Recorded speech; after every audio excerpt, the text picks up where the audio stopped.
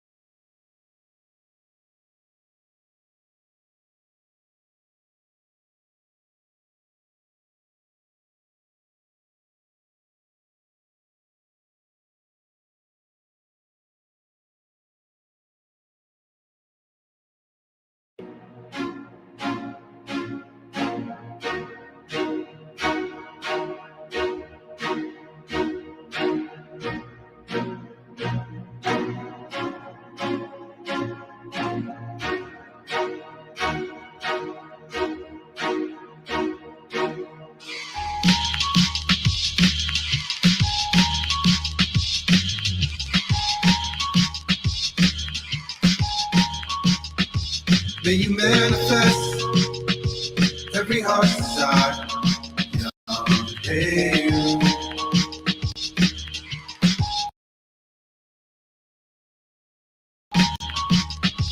May you manifest every heart's desire.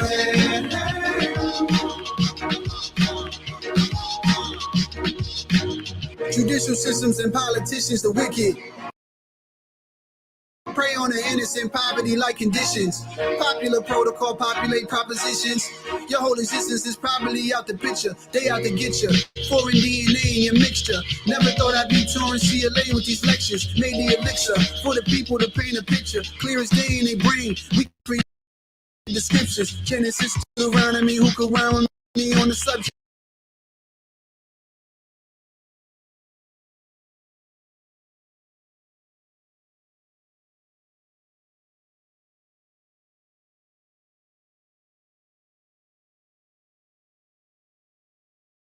Keeping the eye on me, whole society know what's up next. My sobriety flows entirely for the upset. Suppression of truth, back in the booth. School of coons in the coop, take them back to the roots. I'm a star like a monologue, not your kaboo. Coming hard, you should know the guard higher than you.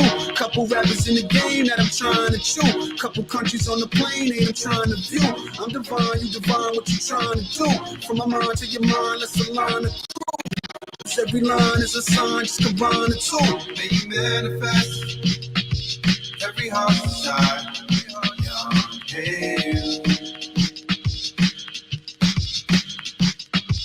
May you manifest every heart's desire.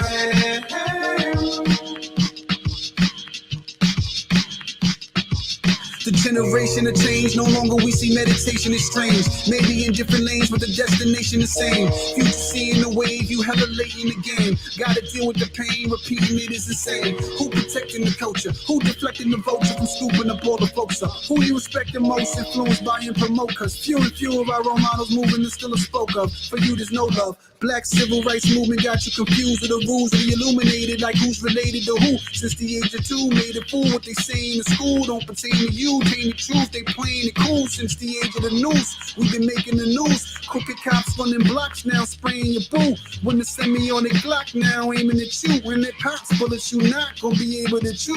May you manifest every heart's desire. Young Heru. May you manifest every heart's desire.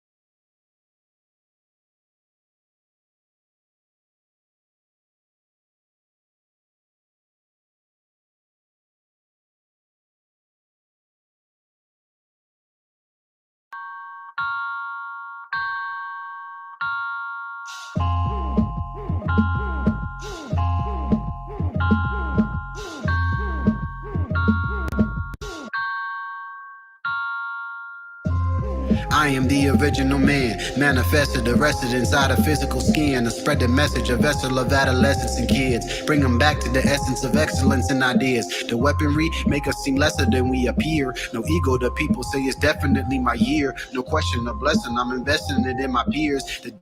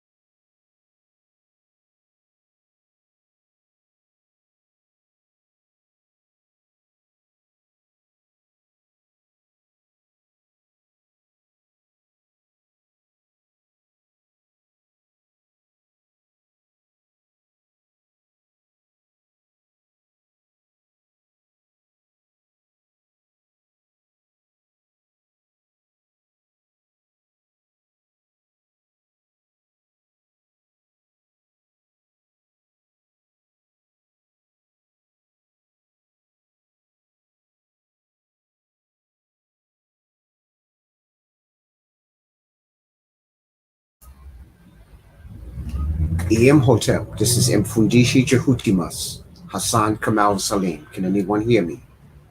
Respond back.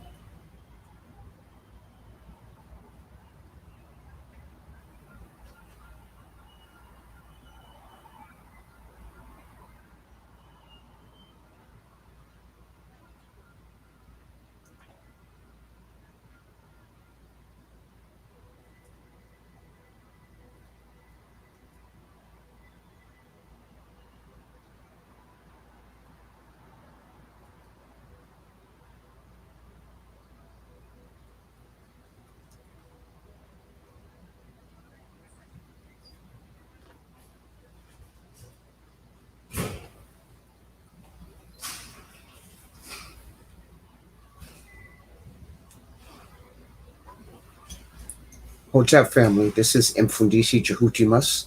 Ka N Heru. Hassan Kamal Salim. I was waiting on the host. I don't seem to have a host. I don't know if I'm supposed to be hosting myself, but I don't want to waste any time, so I'll get right into it. Um, I am a Kemetic spiritual priest, a grand master in the African martial arts called Kupagana and Gumi. I'm a professor of African studies. Okay, my brother, I had just started. I didn't see a host. I didn't know what was going on. I can't hear you.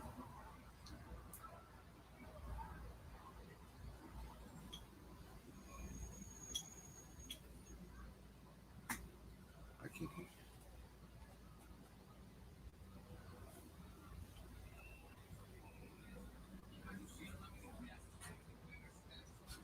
I can't hear you.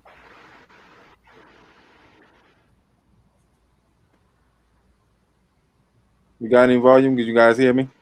Okay, I can hear you now. Can you hear me? Okay. Yes, sir. I sure can. Okay. I sure can. Thank you so much, brother, for coming in. Um, we had some technical difficulties. We had some music playing by our dear brother J. Mar Milton.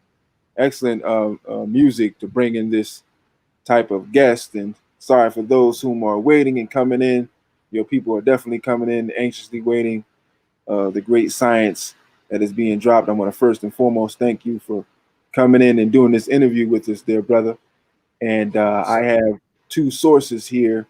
My channel, Get Your Hand Out My Pocket, which I am the host, Mr. X, and also Black Hot Fire Network, which is also a very similar channel, very deep in the knowledge. I mean, they go all over the universe, brother. So it's definitely some type of information that you would like, and the audience would certainly, their audience would certainly like what you have to bring. Um, some of them, a good majority of them, know who you are. Some of my audience knows who you are, but no one can introduce themselves better than the individual who's being interviewed. So, dear brother, Grandmaster, would you go ahead and give us an introduction and introduce yourself to the masses? I'd first like to say, Amin Ra Asut Nature, Achin Ra Nebinunk, Jehuti Ru Nebhu, De Enu Ankh Uja Seneb Neb, Anejrak Amen, Anuk Amen, Amen, Anejrak Mut, Anuk Mut, Mut, Anejrak Kansu, Anuk Kansu, Kansu, Anejrak Asar, Anuk Asar, Asar.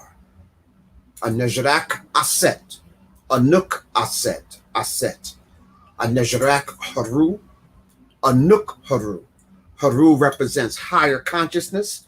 That's what this interview was all about, raising our spiritual, mental, physical vibration to be the best version of ourselves, to be the captain of our ships. I am Jehuti Haru, mfundishi Jehuti must, Ka N Heru, Hassan Kamal Salim. So I'll say that again. Mfundishi jhutyms, Ka N Heru, Hassan Kamal Salim. I'm a spiritual Kemetic priest. I'm a grand master in the African martial Manchu combat art. I'm a professor of African studies. I'm a crystallologist, and I am a chematologist, specializing in the Happy Valley, Happy Itiru of the Nile Valley. My homeland is Tanzania, and I am an Africologist, one who studies the indigenous cultures of African people throughout the continent. So thank you very much. I hope that's an introduction, give people an idea of who I am. I've been teaching in African studies since the 1970s. I was an assistant to Dr. Yosef Ben Yakiman, 10 trips or 9 trips to Egypt with him, Sudan, and Ethiopia. I'm a student of Dr. John Henry Clark. I'm a student of Dr. Jacob Crothers and the Kemetic Institute. And my Madu Necha teacher, I teach Madu Necha, is Sister Riketti Amen, who is a renowned linguist. Thank you. Excellent, excellent intro. Thank you so much, brother, for joining us. We greatly appreciate all that you've done, all that you've accomplished, and that introduction through your assistant, my beautiful sister Sirius B. We wanted to talk about a myriad of different topics, and Yes, one sir. of the topics that struck me, I'm named Mr. X. I named myself after Minister Malcolm X, whom I call my spiritual ancestor, and she told me about your connection with him, and I wanted to get right into some of the things that maybe we don't know about Malcolm. We seen the Godfather of Harlem, right, and people have been watching that.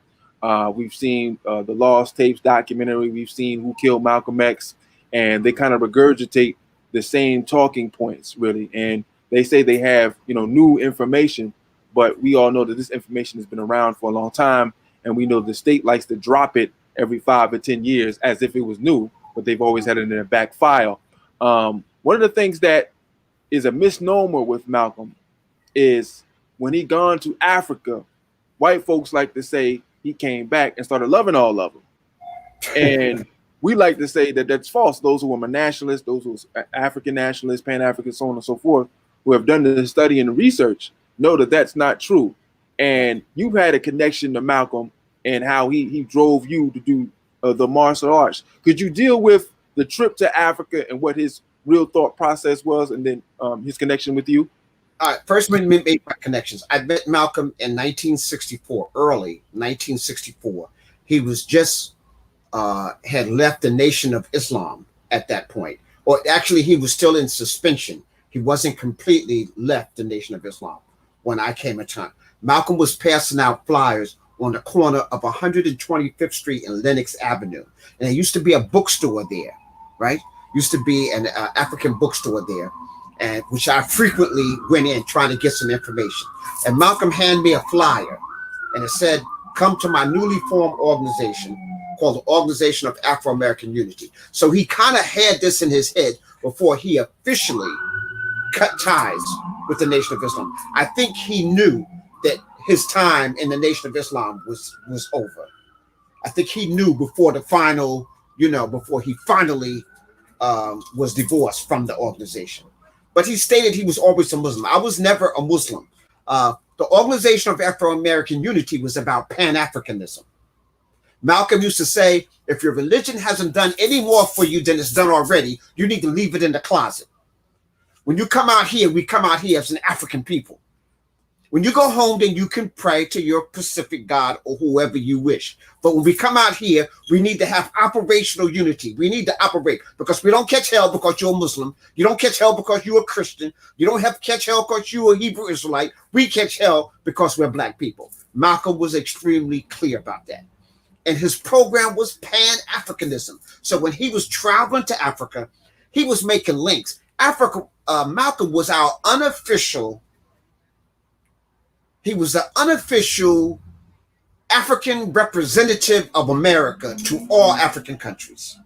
You understand? He was a diplomat to all the African countries. So he traveled to Ghana. He traveled to Tanzania, Kenya. He met Julius Nyerere. Okay. He went to Egypt. He went to the pyramids. He went to Saudi Arabia. He did the Hajj in Mecca. And let me just clear the thing about white people. He said white people who were Muslims.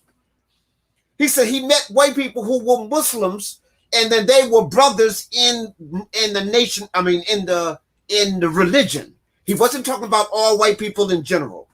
He was saying that there were white people who he could trust who were Muslims, and they had a common thread, a common faith. But he was a Pan-Africanist. He was for African unity. He wasn't for integration.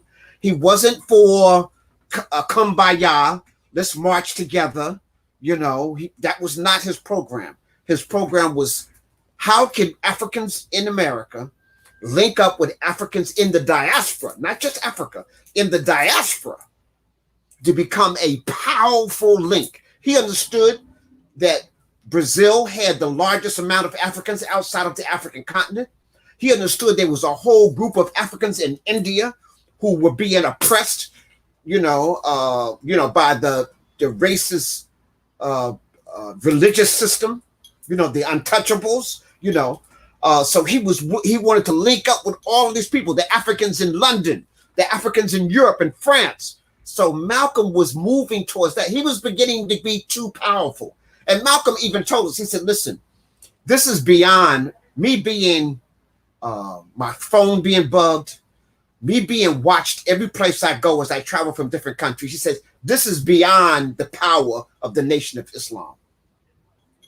He knew that the Nation of Islam was in cahoots with the FBI and CIA. They were actually working together. And he was clear about that. But you know what? He didn't let it stop him from doing his program. And I think it's this gentle nature that Malcolm had that we don't understand. Malcolm was like your father, who was really teaching you with a gentle hand. And when he smiled, brother, he melts you in half. He had that father gently smile. And he loved to just put his hands on your shoulder, right? As he's talking to you, like son, like that. I started my martial arts, My first class at the UNI, the Universal Nick, no, excuse me, at the Organization of Afro-American Unity. My first class session, Malcolm said, self-respect, self-determination, self-defense. As of right now, everybody will be taking martial arts, self-defense, because to develop something and not be able to protect it is like not having it at all. So I started my martial arts at 14. Okay. And so I became a black belt when I finished college at 21. I started teaching at 23. And so I've been teaching martial arts since 1973. Okay. So you can add the years up. That's like 60, almost 60, almost 60, 50 plus years I've been teaching the martial arts. Okay. So that just gives you just a little background. And I was there in the Organization for Afro-American Unity when Malcolm was, I was actually one of the first youth organizers. So the youth wing of the Organization of African-American Unity. I was the first like youth coordinator. And then I developed an organization with my brother in New Jersey called Brands, which was like a branch of that. And Brands meant, well, we used to tell the parents in order for them to sign up, we said it meant black, real, ambitious, natural, and smooth. Now, who don't want to be that? Everybody want to be black, real, ambitious, natural, and smooth, right? But it really meant black revolutionaries for a new society. But we couldn't tell the parents that, or they would have freaked out, okay? Mm-hmm. And we had over 100 youth in our organization in 1966, 67. And that was in New Jersey. Mm-hmm. Excellent, excellent. That's my start with Malcolm, okay? All right, so I started on this political, cultural, spiritual trip with Malcolm. Before that, I was just trying to learn as much as I could about anything. I didn't have a real platform. Malcolm, you know, I have this theory with Malcolm's assassination in terms of why they assassinated him the way that they did, that upwards of 500 people would be at the Audubon anytime that he was there doing a meeting. And so you had the whites there, you had the mid-level blacks, you had the low-level blacks, you had CIA, FBI, and all those guys in there in those meetings. So obviously all of them weren't for him, but the way that he was, like some people use the word wasted.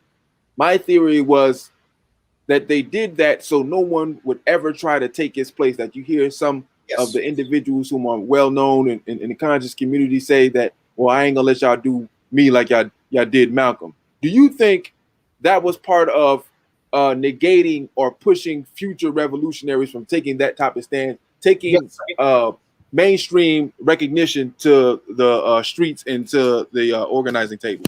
Right. They were trying to make a real statement. It wasn't like they killed King. You got a sniper from the back, you know. No, they wanted to show you right out. Pow, pow, pow. This is what we will do to anybody who opposes the structure that we've set up. Whether it be the Nation of Islam, whether it be Negroes, whether it be anybody who steps out and speaks for the grassroots of Africans. This is what will happen to you. And that's what they were trying to make a statement. That's what the shotgun, because the shotgun blast is actually what really killed Malcolm. Okay, you know, even though he was shot for the other gun. And then, you know, they found out who was the shotgun killer who never went to jail. But he died before they got a chance to really confront him, you know, but yes. And he was protected by the mosque in Newark, New Jersey. They protected him. They knew who the FBI knew who the killer was. And they let the other guy go to jail, who was, first of all, you know, the guy was dark and short. They let a light-skinned, tall guy take his place. I mean, that ain't even close, you know. So they just put a placeholder in there because people knew that the shotgun had actually did the front. So they just framed somebody for that. And that person just did 20-something years for, you know, because he was available. He wasn't even at the Audubon ballroom when Malcolm was killed. That's the real irony there. You know, so it shows you that the government, so I need people to be clear. The U.S. government was involved at every level of all of the assassinations of most of these. And now that, after 10 years, those files can be released. And now we see, like I said, they know who the killer of Malcolm. They knew everybody, all five. They knew all the names of those people, but they didn't come forward when this trial was on to release, because they weren't up. Just as long as Malcolm was dead, it was fine. Because they wanted Malcolm dead as much or more than the Nation of Islam. Okay. It was definitely a joint venture. Okay. So with that being said, right, because I like to say that the new Black Power movement is the conscious community. And me and some individuals have this discussion. What's more important for African people to know more about spirituality or get involved in local and or national politics? I would say to get more in touch with spirituality. Because, see, a lot of the politicians are not grounded. Let me just say something. If you don't have a grounded movement, even if you defeat your enemy, then your soldiers in your movement become your enemy. See, and history rewards all. That was one of Malcolm's favorite sayings, too. History rewards all research. All we got to do, look and see where you had a coup d'etat, where somebody just took over. It was the military. And it's because the military didn't have any spiritual backing. Their whole objective was just to beat the enemy. But they weren't grounded in anything. They didn't have a real political platform, spiritual platform of their own. So if our platform is Ma'at, and now we go into a revolutionary political atmosphere, then I know that Ma'at is going to be maintained no matter who the leader is. See, just think of most of the politicians. Most of the politicians think of right now the Black Caucus. Almost all of them are Boule. Boule is a wing of what? The Skull and Bones. So that means that their best interest is not ours, but they're Black. So if you take the political road, you're anti-African. We have to look, see, watch this here. When Marcus Garvey came here, Marcus Garvey basically fell because of the Black bourgeoisie, Boule, who were put up against Garvey to make sure he didn't. In fact, they're the ones that had him deported. Because when Marcus Garvey was in prison, he was still organizing, writing poetry, putting articles in the newspaper that was going around the world. And they said, oh, no. W.B. Du Bois said, oh, no, we got to get him out of here. And so it was the Black bourgeoisie that pushed to get Malcolm deported. And those were the same founders of the NAACP. And all the presidents of NAACP were white until the modern era. Because the European Jews were for Blacks, but they wanted to exploit the Blacks. They didn't want you to have your own business. They wanted you to come and spend your money with them. Right. Like they were the intermediaries. Yeah, you can't trust this government and the white folks. Come with us. We'll help you. And so we were the gravy train for European Jews. So that's why they supported NAACP, CORE, SNCC, all of them, because then we would be coming to them. And this was economically feasible for them. Farrakhan put that book out, the secret relationships between Jews, and that they finance the slave trade. Right. They created the insurance companies. Right. They financed, they backed the boats and paid salaries for the slaves to come here. So they weren't physically the ones on the ship enslaving you, but they economically financed it. It can be proven beyond a shadow of a doubt. And so all of these multi-conglomerate million-dollar corporations, especially insurance companies and banks, were all founded on European enslavement of African people. So I'm trying to make things clear. Yes, sir. Yes, sir.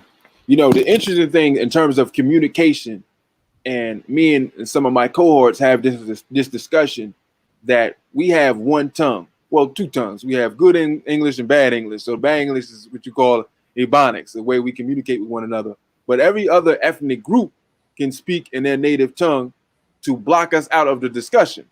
So they can be having real tangible discussions, which we know they are having, that we don't have. We talk about the basketball game, and they're talking about collective unity and things of that nature. Mm-hmm. What language, African language, could our people use to communicate with one another without whites knowing what the hell we doing? Yes. See, this came up in the 60s.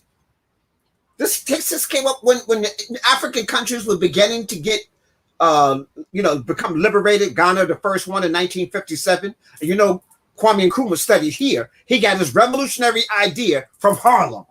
Mm. I hope you know that. In fact, where I live right now, at the corner of where I'm living right now, was the Harlem Club, History Club, where Dr. Clark, Dr. Ben, Chancellor Wadham, Kwame Nkrumah, all of them studied 100 meters from where I am right now.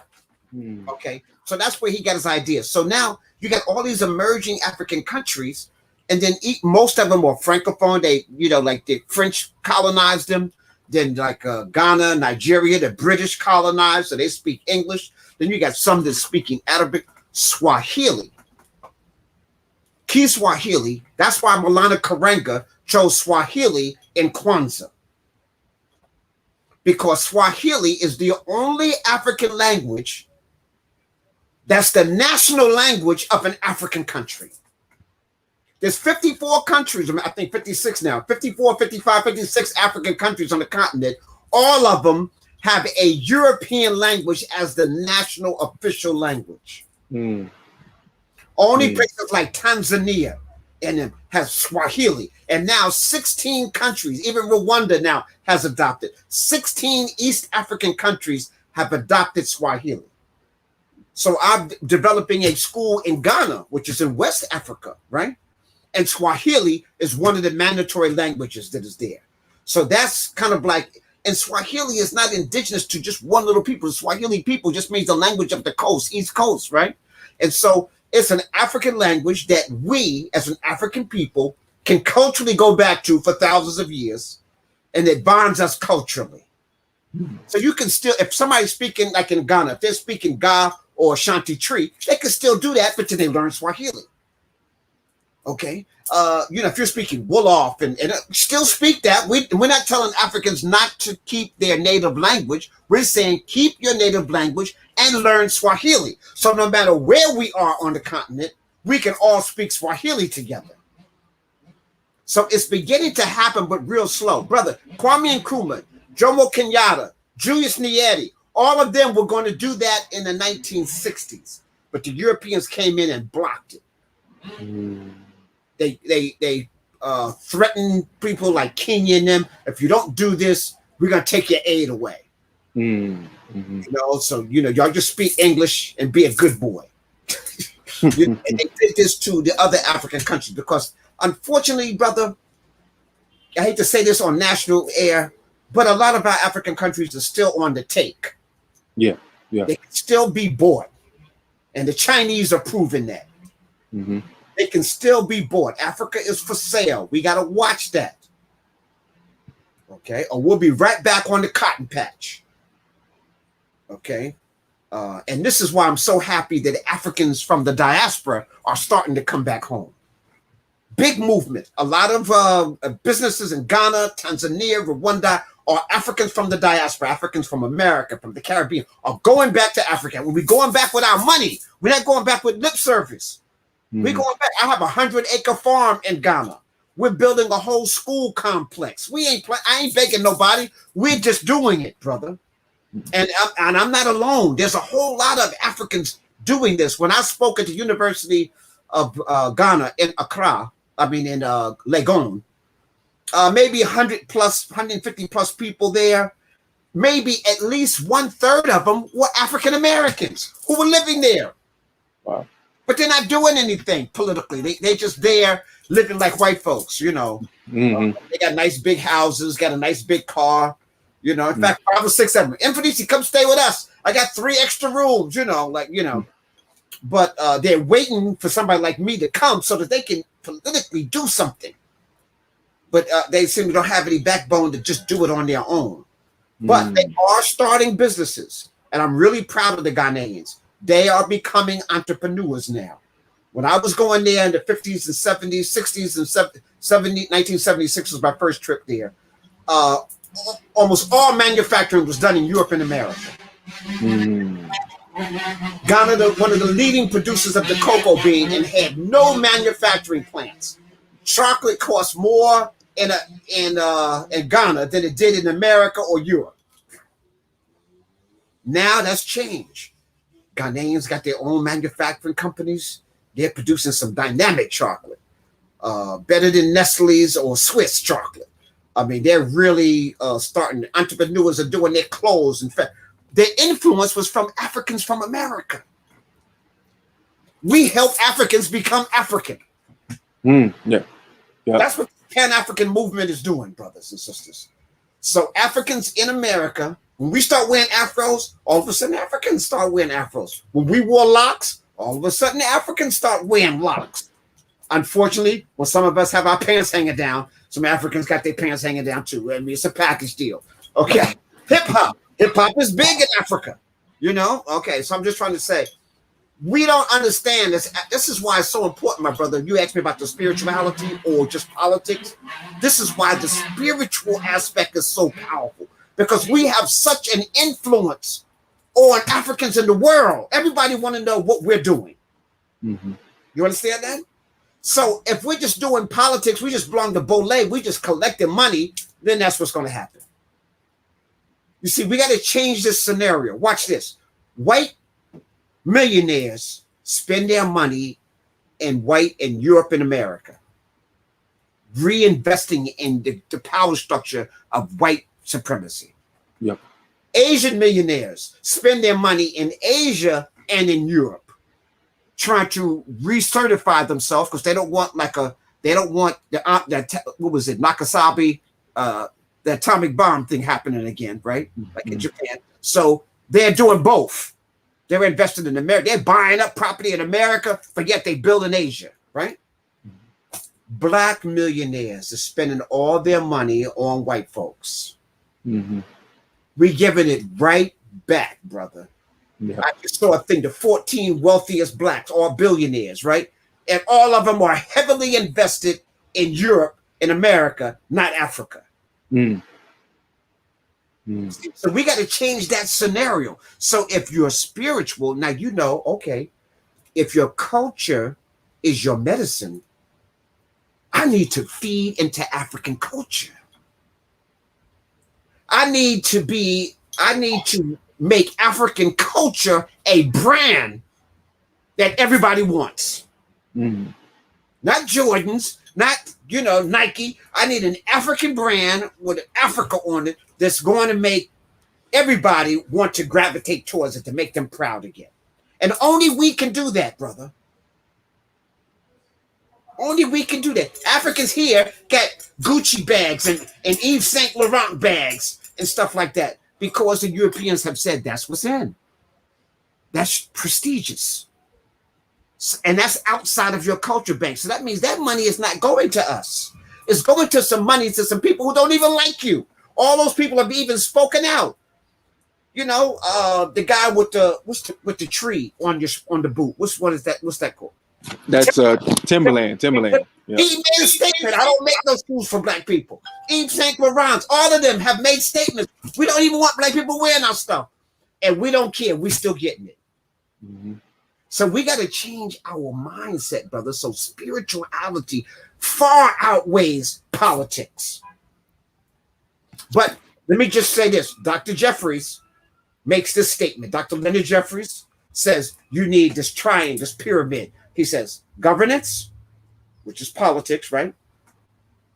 Culture and economics. Whoever controls that pyramid controls the community, the nation, the state. No place in America do we control the politics, the economics, and the culture. And see, the culture feeds the economics and that is protected by the politics. Yeah. Yeah. You mentioned the school in Ghana, and I think if you look back during the period that you talked about, you had met Malcolm in the 70s, and I called the 70s kind of the end of the 60s, the 70s, the right time for revolution for Black people.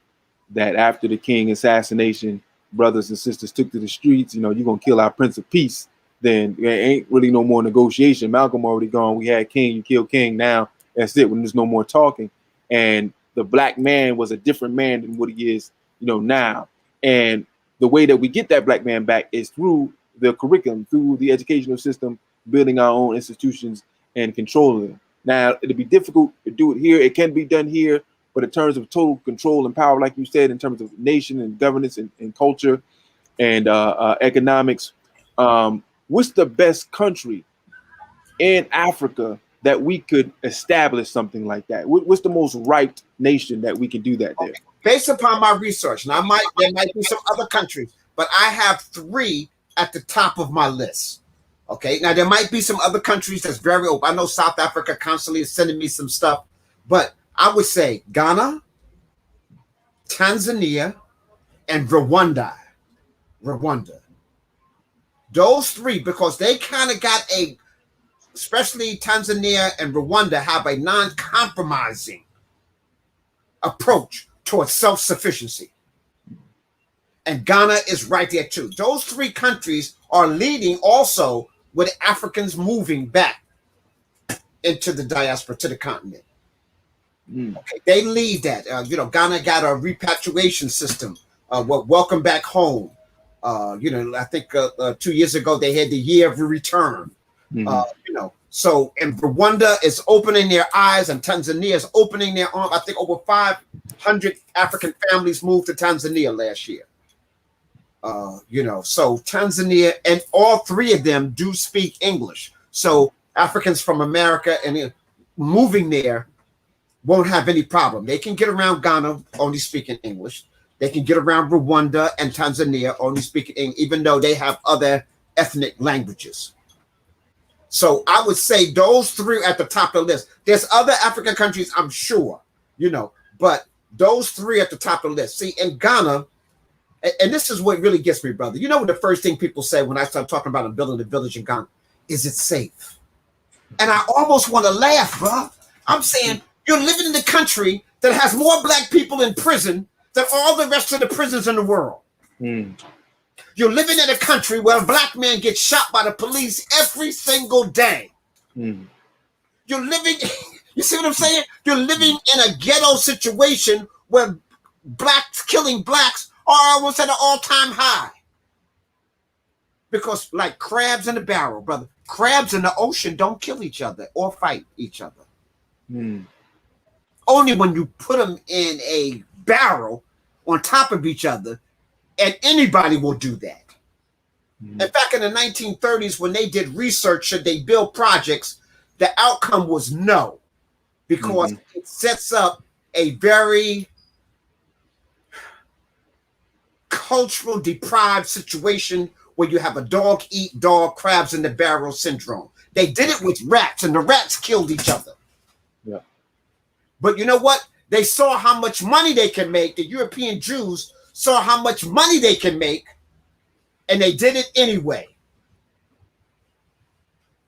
Yep. Just think about it, bro. You own a property, and you got 1,000 people paying rent on your property. So that, bump all that other stuff. This is a capitalist country.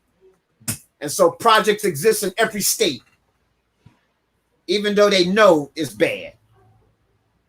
They know it's poverty. They know it's going to have crime. They already know that. So I hope I'm answering your question, my brothers. It's a good point. I'm trying to make it clear. So those are the 3 countries where Africans can go. They're relatively safe. Just low crime in Tanzania, low crime in Rwanda. Rwanda is the cleanest country in the world. Not in Africa, the cleanest country in the world. There's a YouTube where a guy's eating his lunch in the gutter in Rwanda. right? He's sitting in the gutter right here, right? And he's having lunch. And then there's a guy coming by sweeping, and the extra guy says, "How many times do you do this?" And the guy said, "Oh, I do this 3 or 4 times a day."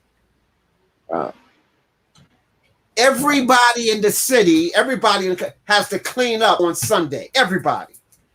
If you don't clean up and you don't have a representative in your house cleaning up, you get fined. Wow. Garbage cans everywhere. You see what I'm saying? So Africa, in fact, before this pandemic, not pandemic, plandemic, before this pandemic, 8 of the 10 fastest growing countries in the world were all in Africa. Did you hear me? Mm-hmm. 8 of the 10 fastest growing countries, nations were all in Africa. And the other 2 weren't Europeans either. They were people, of color outside of Africa, right? And so this pandemic, we gotta slow stuff down. We're moving into the age of Aquarius. Information is all over the place. Things are changing. We got to get a grip on people. Right. So this was to grab you, hold you back, until they can regroup with another program. Right. Yep. Plus, war doesn't kill enough people. Right. Exactly. The police are not killing enough people. We're not killing enough of each other. So, but with the disease now, you can't even blame it on nobody. We know you got high blood pressure. We know black people got bad health. We know your immune system is already compromised. This was a sweet deal for them. But it's somewhat backfired, brother. Because more Europeans are dying than black people. And Africa, as a continent, was the least affected of all of the continents. Right. Yep. Okay. Exactly. Exactly. So I just wanted to just throw that out there. Yeah, but go ahead.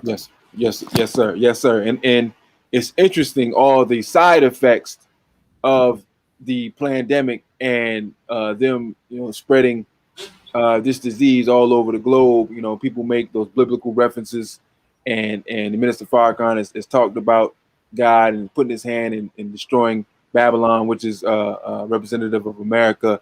And as I'm thinking, this nation may not make the youngest dynasty to fall in African history. If you deal with the dynasties and how long that they lasted, America might not even make it. Where we at? Another 50 or 100 years. Yeah. How long you think America got to it falls completely apart?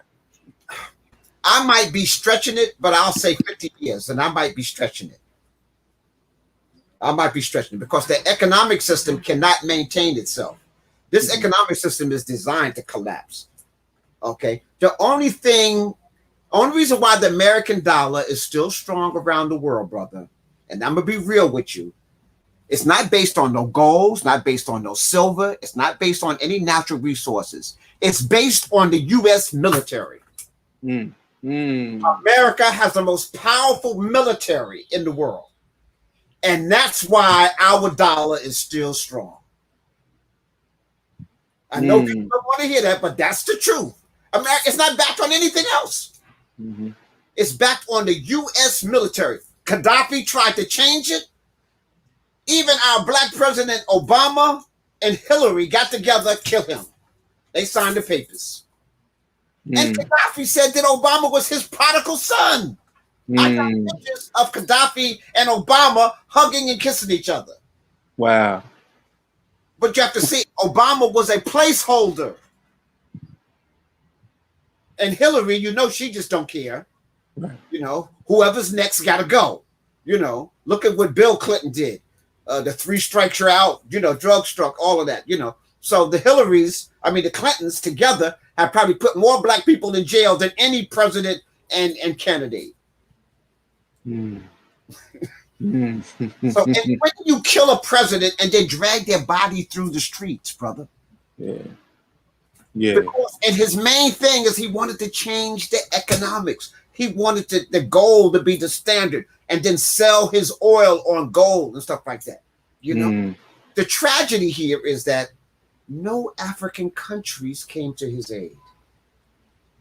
Yeah. So now I'm trying to reflect back to how powerful the U.S. military is. Mm. Israel's military is totally financed by America. Right. Right. So none of those countries there is going to really defeat Israel. They got the same might power, and America's their allies. They got the same missiles, the same planes, the same all of that. I think one of the first things Trump did was sell guns to Israel. One of his first deals is make sure unlimited guns got to Israel. Okay. Wow. When Israel changed their capital, everybody was opposed to that except for Trump. Right. Trump supported him. Yeah, whatever y'all want to do. Okay. So I need you to understand that America's military and Obama also continued the program of having U.S. military throughout all of the African continent. There's a base in Ghana. They signed a contract with the president of Ghana. The United States has a military base right there in Ghana. And most of West Africa, East Africa, South, U.S. is there. A strategic spot. So if something jump off, they there, brother. They're already there. They ain't got to ship stuff 1,000, 2,000, 10,000 troops over there. They already there. Mm-hmm. Mm-hmm. So America has strategically placed itself throughout the world, military. Mm-hmm. Mm-hmm. So let's go back to the educational infrastructure of African people. We mentioned universities, institutions, and knowing that the original universities came from our continent, and all the literature, yourself included, that has been established there, and you having your school and several other brothers trying to establish institutions so that we can capture back our mind. Can we go to certain books? What books, if we had a good 4 or 5 main books, have that main curriculum that absolutely have to be learned by all the students, what 4 or 5 main books should we start with in these institutions, and give a small description on said books? I have an organization called Jhuty Heru Nebhu. It's a Kemetic spiritual organization, not a religion, a Kemetic spiritual organization. And we have a book list that all the initiates have to read and report on. So I'm going to just give some of those books that we do, and then I'll point out some other books. But we read because people want to know, well, mfundishi, if we were so bad, how are we getting this situation? So I said, no, read 2,000 seasons. So I'm going to put that up on the top of the list. Read 2,000 seasons, then read Things Fall Apart. So that gives you East Africa and West Africa. You'll find out that the Arabs sacked Egypt in 640, and enslavement of African people on a large scale was continued. The Romans had slavery, but it wasn't just for black people. The Arabs, really, blacks and white women were the slaves. And so that's from 640. So that's like they had 1,000-year jump on the Europeans. So when you read 2,000 seasons, boy, that gives you understand. And when you see all the characters that exist in that scenario, you'll see that they exist today. But if you don't know, remember Malcolm said history rewards all research. So if you don't know who were the game players that enslaved us and they still exist today, then you can't stop them. Okay. Then read Things Fall Apart. That brings us to West Africa. That took place in Nigeria around the time of the 15th century. Okay. And it tells you what happened there. How Africans went against their oracle. When the oracle said the Europeans are coming, the oracle said, do not let them in your land. Don't let them establish a church. Don't let them. And we did it anyway.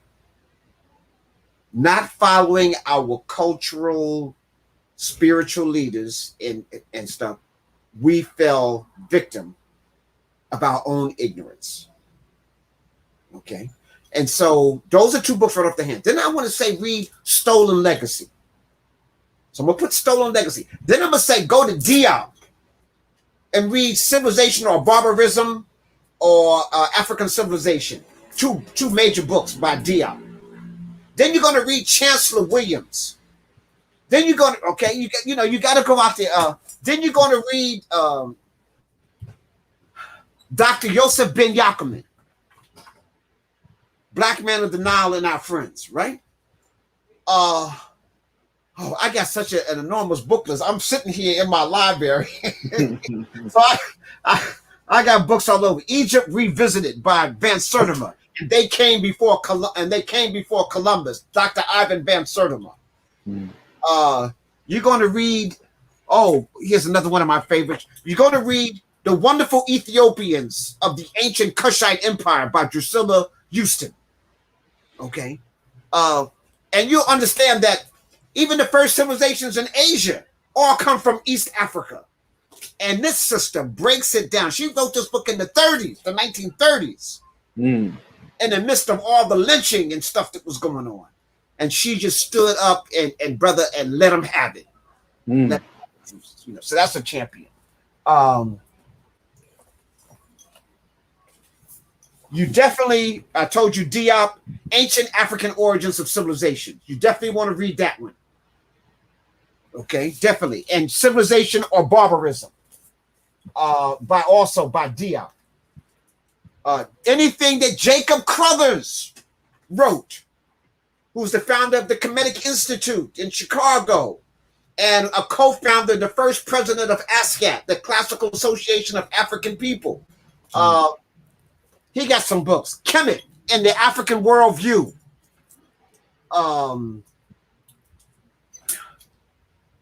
He has another one, Irritated Genie. It talks about the whole Haitian Revolution by Jacob Crothers. Powerful book. Brothers, you stepped into my den. You in my library, so I'm like, I could go on all day here. Let me put a plug for my books. I got Kupagani and Gumi, okay, which came out in the early 90s. I got Spiritual Warriors Are Healers that came out in 2000.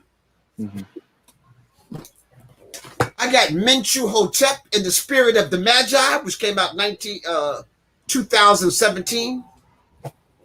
And I got Shemsu Haru, Menchu Hotep in the Spirit of the Magi, which came out this year, 2021. So I got like 4 books.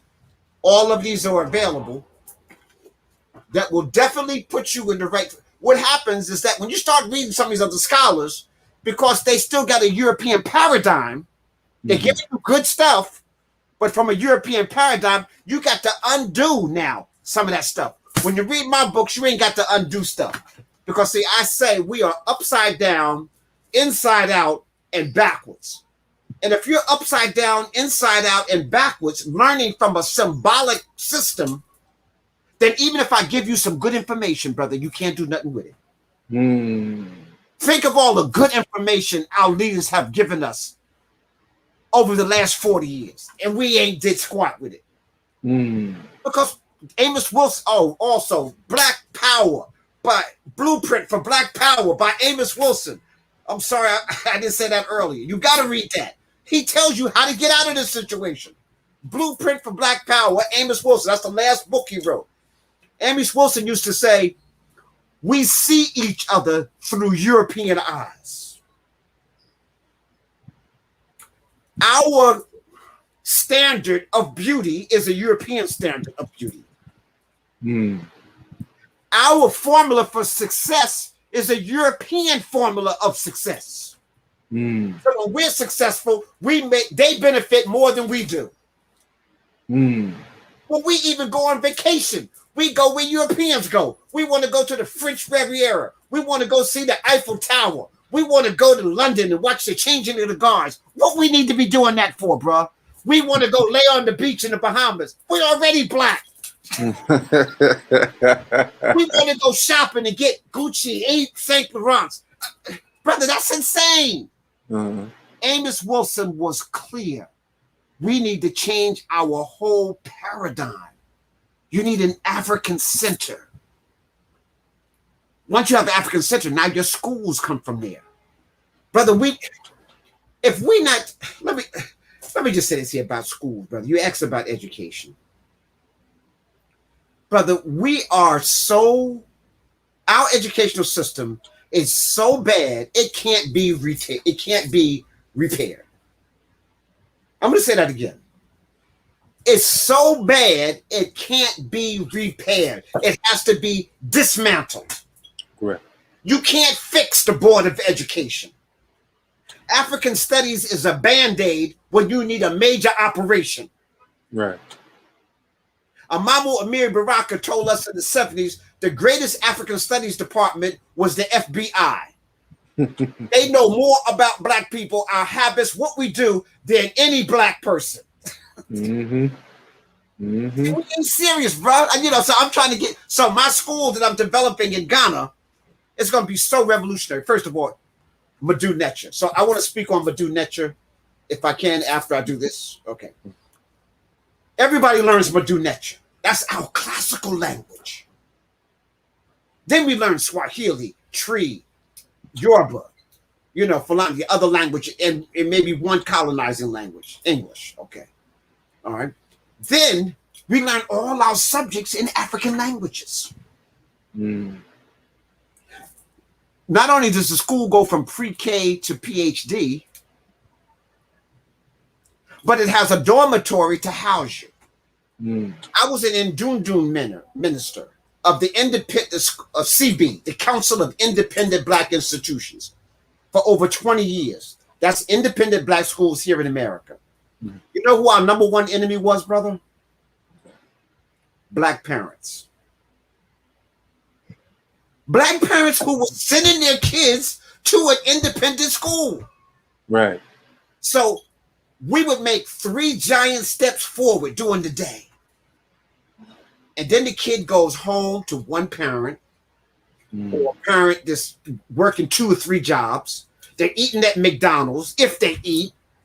Okay. There's somebody running drugs at home. They got to go through a drug-infested neighborhood. Maybe an uncle is a molester. So now when they come back to school the next day, they probably didn't get a good breakfast. They came to school listening to hip hop. I'm talking about gangster hip hop. I'm not talking about revolutionaries, not KRS or something like that. Okay. Right. And so now when they get back in school, they're 2 steps behind where they started. Right. And then you go back and forth like this all year long. Television is babysitting them.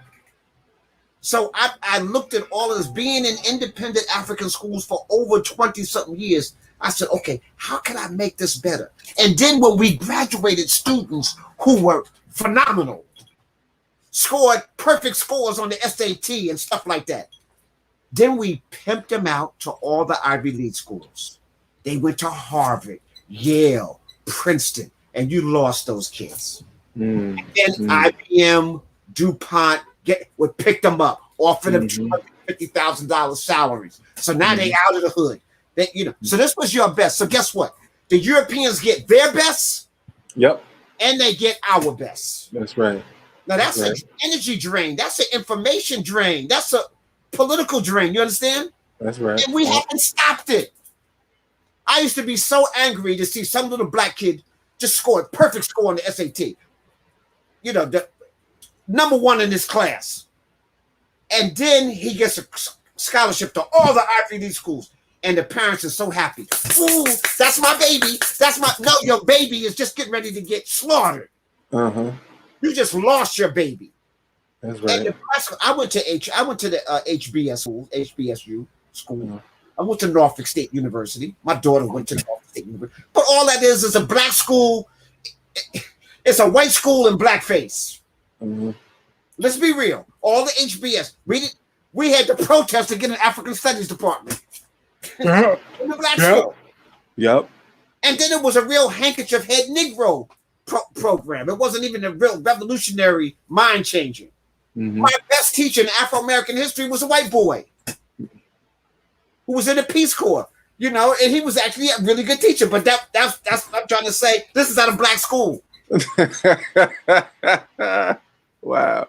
So now, and listen, I'm glad they're there because culturally, we didn't learn about African culture. They enculturated you into white culture, but it was like being home. Like you had fathers and mothers that cared about you at the black institute. At those white schools, you just a number, brother. Mm-hmm. You just a number. I taught at Rutgers University. I did classes at Princeton. I taught at Essex County College, Middlesex County College. You just a number. Right. At the black school, the dean of men knows you first by first name, comes over to your house. Come on, Salim. You got to get it together, bro. You know, that's not happening at the white school. Right. So the love you got at the black school is the only reason why I push black schools. Okay. Right. Black university. But we need a total new curriculum. My curriculum is off the chain, brother. And guess what? We're living in a global society. So that means if Professor James Small is teaching a class, he could be in New York and teach my students in Ghana. Mm-hmm. And then via satellite, I can actually subcontract that out to other schools. Mm-hmm. If Dr. Lenny Jeffries is teaching a class on politics and governance here in New Jersey, he's teaching from New Jersey from his living room, but it's coming to my school in Ghana. And then we can pimp that. We can, I started to say pimp. We can let that out to Ghana, South Africa, any other independent schools. You see what I'm saying? So this is a global. You got to start thinking global. So I hope people who are listening, if you got something dynamic, you got to make it global. See, the problem is that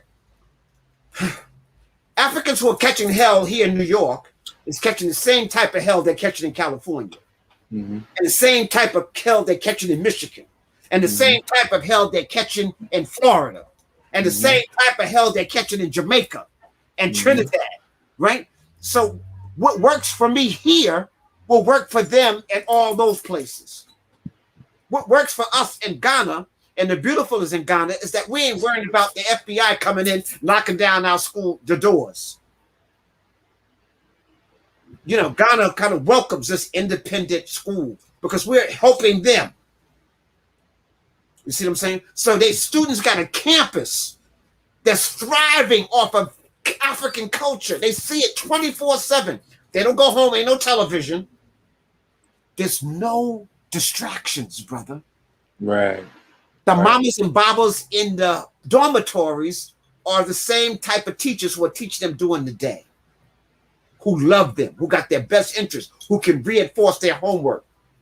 Everybody wears African clothes to school. That's right. Everybody's speaking in African language and learning Madu Netra and other African languages. You see what I'm saying? Black heroes and sheroes are everywhere. Statues of ancient Kemet, Ghana, other parts of Africa, Zulu, are all on the campus. You see what I'm saying? Now that's just a prototype. I want to take that and now take it all around Africa. I can take it to the Caribbean. I can take it all around every place. Our model is like Booker T. Washington and the Tuskegee Institute. Right. They made the bricks and then built their own buildings. That's right. They farmed their own food and ate it in the cafeteria and all of that. Right. Right. They taught their own teachers and then hired them. Mm-hmm. See, I'm taking that. That's why Marcus Garvey came to America to meet Booker T. Washington to do that all around Africa. Mm-hmm. But Booker T. Washington died before Marcus Garvey got here. So then he just toured around America and then landed up in Harlem and started the UNIA in Harlem. But he came here to complete and to continue Booker T. Washington's Tuskegee machine. Right. So I'm taking up the mantle, not talking about it. We're just going to do it, bro. You see what I'm saying? We're doing it. We're doing it. You was playing Brother Jamar Milton's rap before it came on. Jamar is helping us economically with that program also. He's also building a little community in Ghana, in Ghana. So we're moving, like I said, there's Africans doing the work. We got 100-acre farm. So our students learn to farm. They learn to cultivate. They learn to harvest. Then culinary arts, they learn to cook it and serve it. They learn to build. They learn, you see what I'm saying? All those hands-on skills. Plus, we're still doing all the sciences and everything, you know.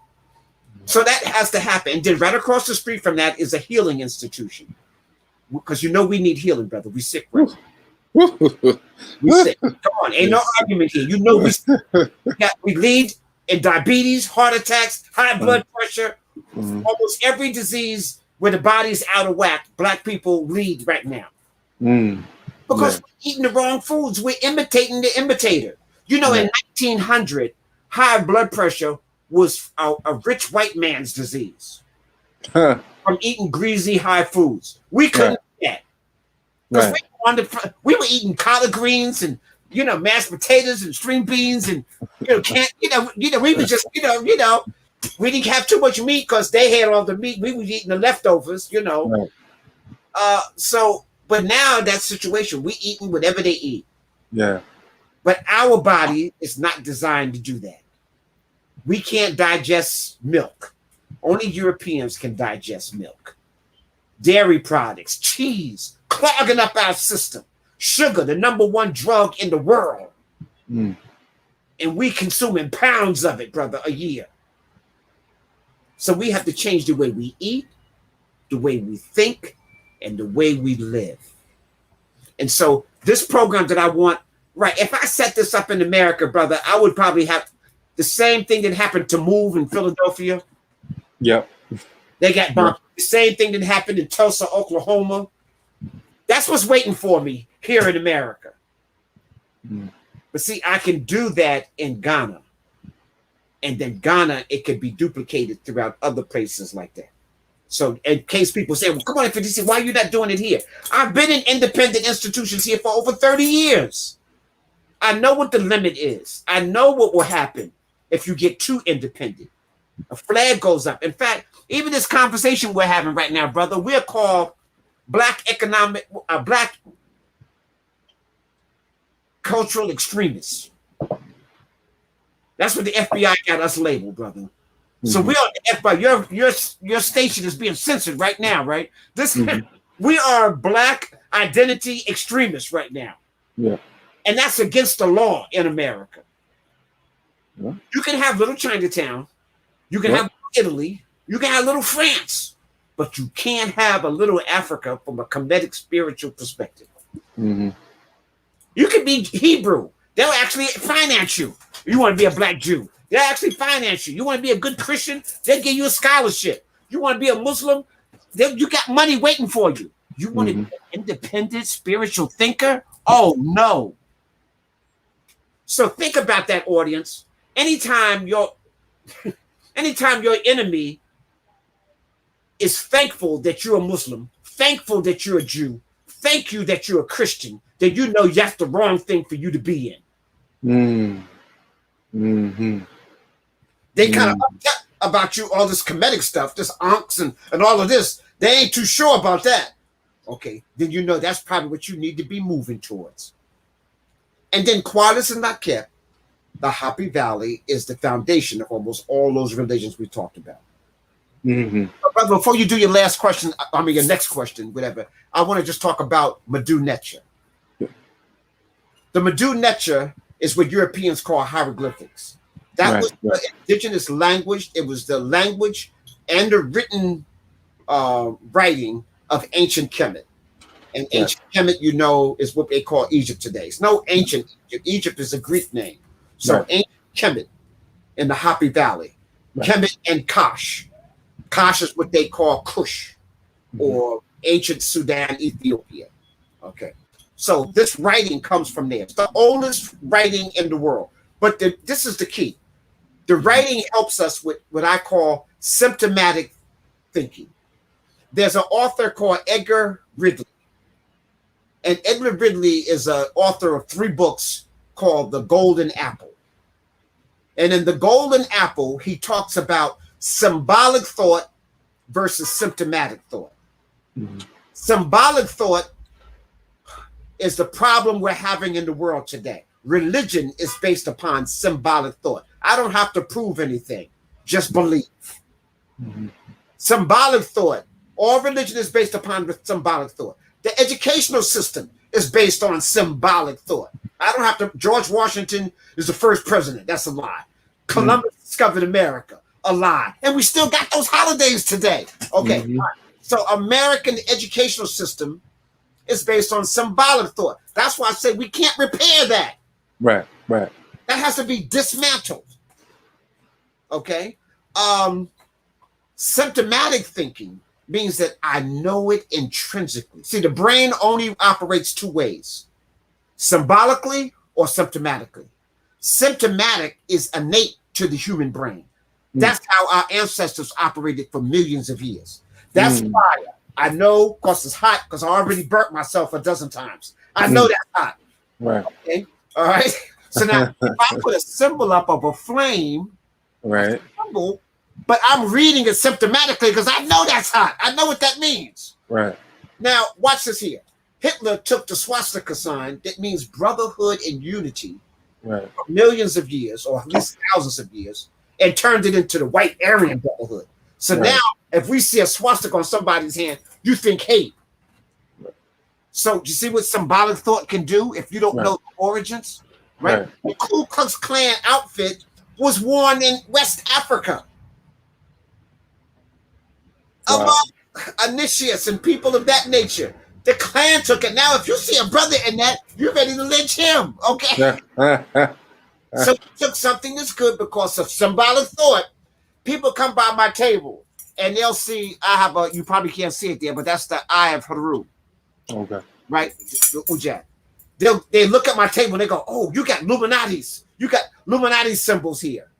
So the Europeans have taken some of our powerful symbols and they're using it because it works for them. It works for anybody. And now, because we don't know the origin of it, you're talking about, oh, that's a Illuminati sign.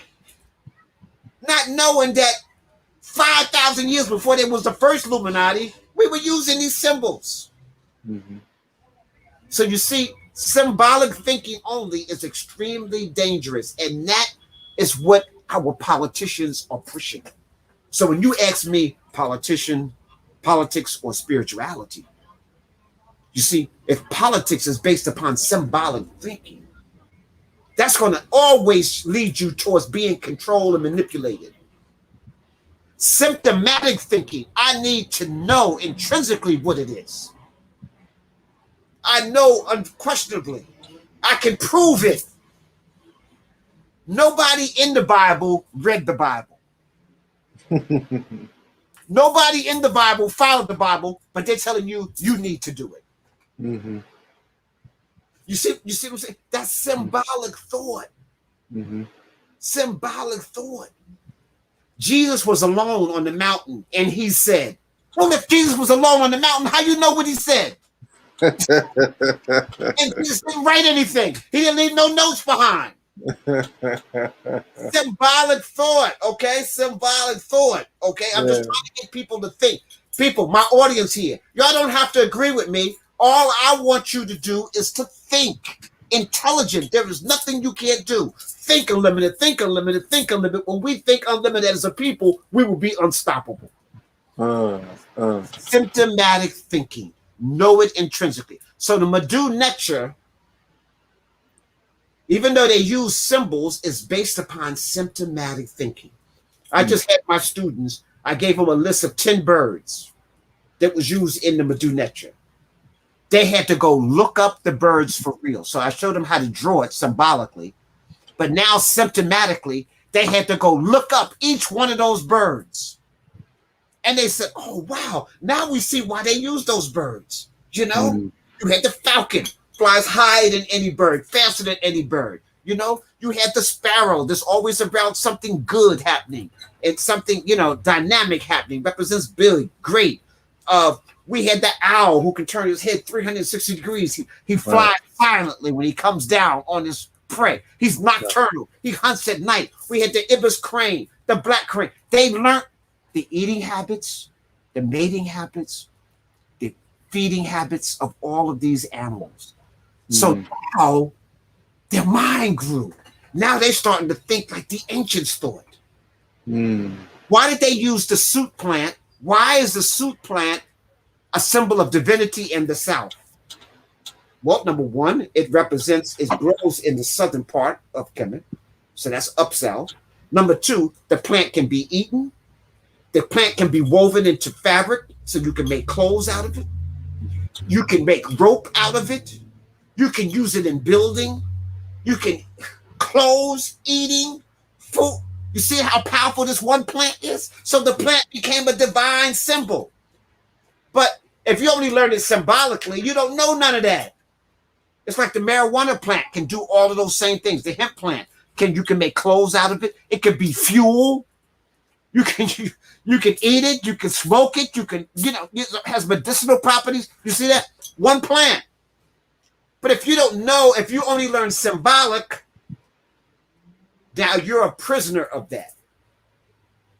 And so symptomatic thinking, that's one of Africa's problems today, the whole continent. It is symbolic, and Europeans are controlling the imagery. So that's dangerous. That's dangerous, brother. That means that you will enslave yourself even when the enemy's not around. Another book on that list, Carter G. Woodson, The Miseducation of the Negro. Yeah. He tells you that our most educated blacks will be our new enslavers. Right. Because they're programmed by our enemy, and now they're your leaders. And you look for them. Yes, that's Dr. Smith. Yeah, that's Dr. Robinson.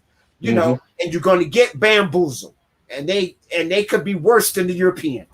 Hit me with any of your other questions. Go ahead. You mentioned revolution quite a few times, and it's something I like to hold my hat on, because looking at those who are content creators, information givers, knowledge seekers, and knowledge dwellers, they have left out the revolutionary aspect, say from the brothers who was holding it down in the 90s when they were younger, during Khalid Muhammad's time, and even before then. It seems to be economics. And I'm all for economics, but it seems that we're washed in it now, and that we're gonna, it has this feeling of paying our way to freedom as opposed to fighting for it. And they mentioned Amos Wilson a lot, but Amos Wilson believed in armed struggle. He believed in turning over this government, and he believed in facing this white man, and that it was the black man's job to educate himself to a point of black liberation theology of sorts, and create that aggressive psychological mindset to face your enemy. You have to face your enemy. Why do you think certain entities have moved away from the revolutionary talking points or the revolutionary phase? They've been paid, brother. Think about this. Anybody that gets a 501c3 can't talk about revolution. So if your church is tax exempt, if your organization is tax exempt, and you talk about revolution, you lose your 501c3 status right away. So all of these black organizations got bought. I'm telling you, brother. I know you don't want to hear this, but they got bought. Okay. If you got a tax exempt status, that means that in order to get tax exempt, you have to be doing something for the government. Other than that, why should I give you tax exempt? Do you notice right now that leading you to the slaughterhouse to get your vaccination shot is churches? Almost every church is a center to go get your vaccination. Because they're 501c3. They got to flow with the government. The government said do that. Simon says do this. Simon says do that. Yes. In fact, the church used to give you a $50 gift certificate from McDonald's for turning in your gun. Yeah. Right. No names. No names. We don't want to know who it is. Just turn your gun in. We give you a $50 certificate from McDonald's. And I had a picture of my website, right? My old website, and it had the average black male's closet and the average white male's closet. And inside of the average black male's closet was about 10 pair of sneakers. Yep. In some cases, 15 pair of sneakers. And the average white boy's closet was 10 or 15 different guns. Yep. Now, something happens, brother. You can't run in all them sneakers. You got to take one or two pair, maybe you throw a pair off your shoulders and head up, and you can't even defend yourself. Meanwhile, the black boy got 50 guns he's shooting at you. You see what I'm saying? So I kind of summed it up right there, bro. So let me just say this. So they bought us out of that. So we don't have guns anymore. We got sneakers. Mm. Okay. They still got guns. You notice the what is it, the gun republic or whatever that Trump was supporting and all that. What is it, Yeah. the IRS or whatever? No, what do they call the NRA? Yeah. Yeah. I mean, white folks are big on that. There's not a lot of black people in that. Very few. Okay. And that's by design, brother. That means that you can't defend yourself if something fall down. Mm-hmm. The FBI, the way the police have set up, everything is in blocks. We can cut off the city in about 10 minutes. Yep. I'm living in Manhattan. They can close the tunnel and the bridges, and this is a prison. Yep. Unless you know how to get out. I teach my students how to get out of Manhattan. I'm not going to say it here on the YouTube because I know FBI and CIA listening too, and they'll be blocking it. Okay. If they go on my website, they can say, "Mfundishi, I live in Manhattan. How do I get out of here in case something get funky?" And I'll be glad to text it to you. I know the FBI are going to be the first ones to ask me that question. Okay, all right. But I mean, Malcolm used to make the statement. He says, "I'd like to welcome my friends, my enemies, because I know y'all in here." Yeah. And let's be real. Even when Malcolm was assassinated, there was 10 FBI agents in the audience. Yeah. Yeah. 10, just mixed in the crowd. Yeah. Okay, so I'm not under any illusion that only revolutionary conscious people are listening.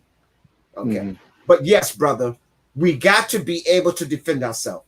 White people are joining mixed martial arts classes and stuff like that. They're not doing it just because they ain't got nothing else to do. They're doing it to defend against us because we beat them up when we were in school, right? So now, so they know on an even playing field they can't beat us.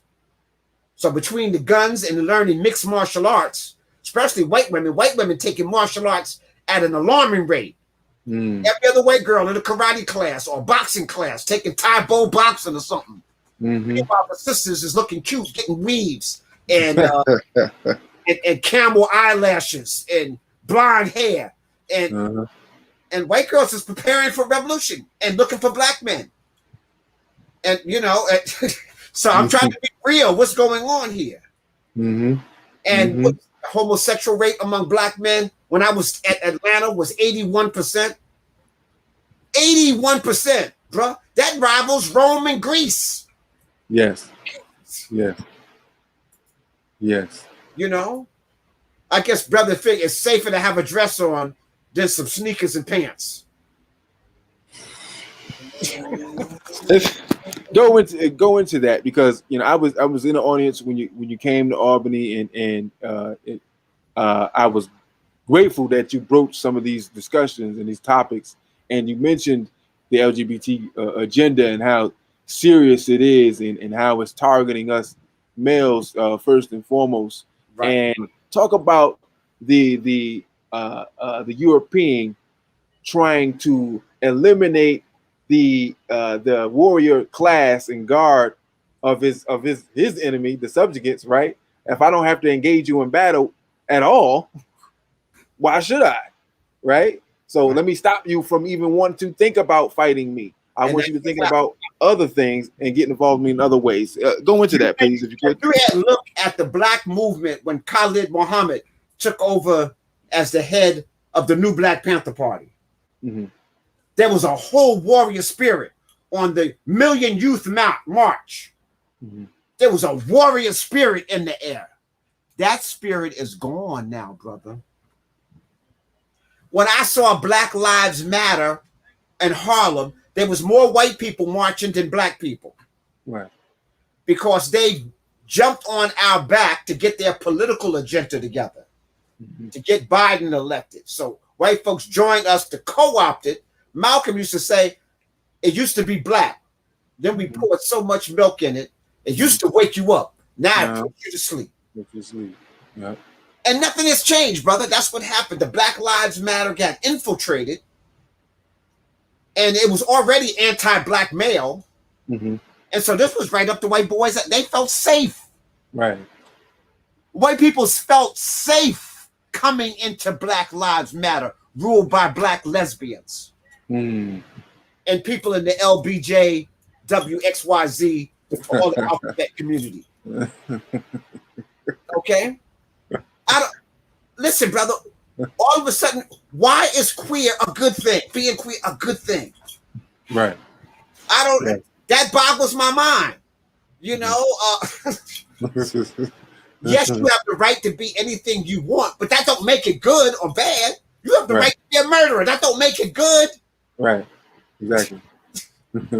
Exactly. Okay. Yep. So, brother, when we go back to your question that you asked at the beginning, politics versus spirituality. Spirituality has to come in again. Because if I'm holding up the ankh, brother, that's male, female, children. That's the key of life. That's not two brothers, two sisters, or half a brother and half a sister. No. It's man, female, children. Mm-hmm. Without that, brother, that's all, folks. Okay? Mm-hmm. You got to be serious about that. So, the Black Lives Matter, there's some positive and then there's some negatives. And all movements have that. But that's one of the things, is demasculating to the African male. And so that means, brother, what are your chances of winning in the war when you don't even know there's a war? Right. I think it's called 0%. Mm-hmm. Right? Mm-hmm. So if you're so busy loving up on your enemy, but your enemy definitely got his foot up your butt, Mm-hmm. there's no victory in sight. Mm-hmm. None. And so we have fallen backwards. Our civil rights struggle, Malcolm said it should have been a human rights struggle, not a physical, not a civil rights struggle. See, Malcolm was so much ahead of his time. You're talking about get your hands out my pocket. Malcolm was so far ahead of his time. This is a human struggle. Mm-hmm. These are basic human rights. Civil rights can be taken away at any time. Human rights cross all international borders. You see what I'm saying? And we got duped into the civil rights, but now everybody benefited more than African people. We were the ones getting hosed in police, not the gays, not the lesbians, not the Mexicans, not the women. White women benefited more than anybody from the civil rights struggle. Mm-hmm. Then come gays and lesbians. They weren't the ones that got hosed down, shot, killed, bombed. We were the ones. But now we benefited the least amount. So that means that we need to take this struggle to a different level. And that's why action, brother, speaks more than words. And that's why I still teach martial arts class. My martial arts class, they learn weapons. We're not buying sneakers, brother. Mm-hmm. Okay, we're not buying sneakers. I don't need to say what we're buying, but we're not buying sneakers. Yeah, okay. I did an interview only a month ago. A happy interview. Listen to it. And we talked about warfare. Did you see that? Yeah. Yep. Yes, right. So we talked about what we need to do to begin to arm ourselves mentally, physically, and spiritually to move forward. Mm-hmm. So those are some things we got to start talking about, being able to defend what we develop. Okay. And so, yes, you're building a school, but now can you politically and economically and spiritually defend that school? So that's what we're doing in Ghana. We're in a position to do that. A lot of people can't do that here in America. Mm-hmm. You know? And so this is like a catch-22. You got to make the schools better, but you're still very limited to some degree on what you can do. But if we change our thinking, then we can make greater progress. So you hear me talk about these 5 domains that we need to be in our educational system. Number 1, we need to learn about the mineral domain. The planet is a mineral. Stars are a mineral. The sun is a mineral. And you're made of some of those same minerals. Mm. You need to learn the plant domain. That's our food source and our medicine source. So your healing and your fuel is all from the plant domain. The animal domain is here to teach us how to survive in any terrain and how to be better animals, mammals. Because we're an animal, we're a mammal. Mhm. All right? How do we become the best? So we look at the most tenacious fighters. We look at the most tenacious hunters. We look at the most tenacious survivors, and we can imitate and emulate them Mm. in our own environment. But if you're so busy eating them, brother, you're not going to learn nothing. Okay. I saw an interview where a lady was at the zoo with her daughter, and there was a chicken in the roosted, and she asked her little girl, said, "What's that, baby?" And the little girl looked at the rooster and said, "Chicken McNuggets." She didn't even look at it as a human entity. Chicken nuggets, you know?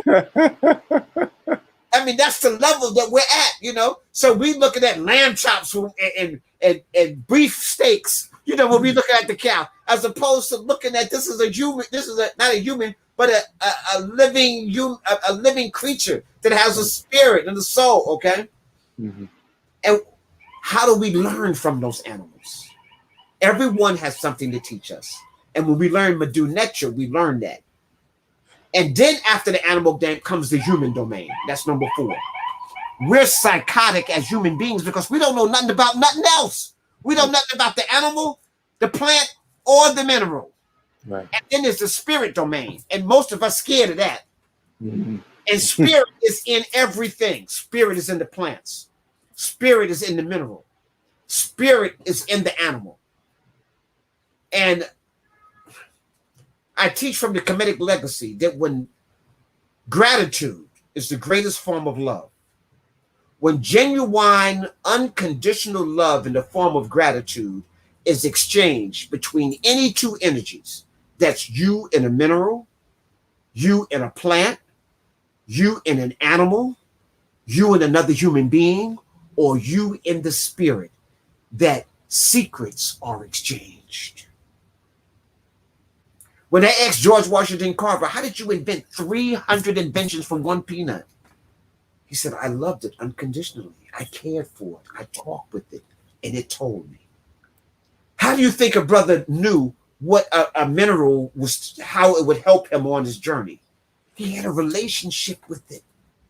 I tell people when they buy a crystal from me, talk to it, rub it, cleanse it, speak, keep it with you, meditate with it. Sometimes a crystal picks you instead of you picking it. Mm-hmm. Mm. There's a guy named Moto told us that water is a mineral also. Water is a compound, has the greatest memory of any compound molecule on the planet. So water holds memory. So the planet is 70% water, you're 70% water. So when I speak to water, it holds that memory. So that means positive self-talk is good because my water is holding that memory. You are great. You are dynamic. You are a divine being. When you talk to yourself like that, then you become that. Mm-hmm. Moto was speaking to water. He would say love, harmony, peace, and perfect crystals would form in the water when he froze it. He said things like, you fool, you ugly, you MFer. Mm-hmm. No crystal would form or it would be deformed. So the water, and it doesn't matter what language you're speaking because it's the intent behind it. So your water holds memory. So positive self-talk is one of the best things you can do. You programming yourself as opposed to the television program. That's why it's television programs, because you're being programmed by the TV. And you're not being programmed to love yourself, brother. Mm-hmm. What they did in 1950, the Board of Education was a test. I'm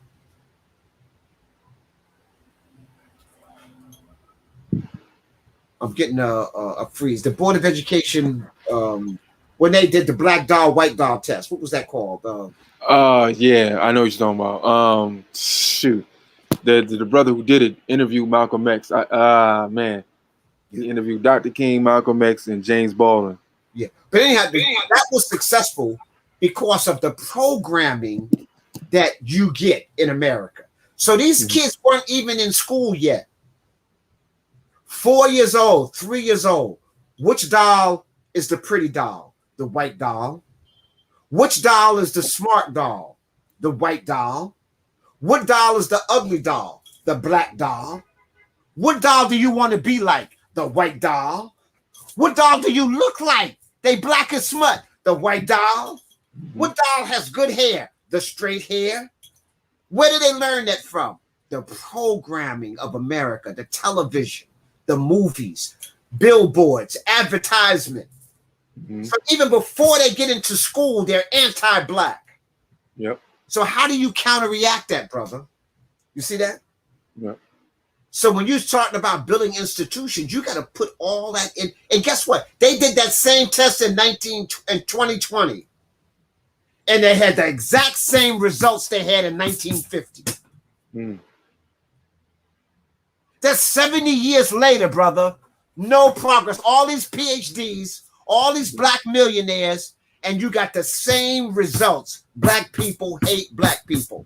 And the number one selling drug in Africa is bleaching cream. Wow. Yeah. Yeah.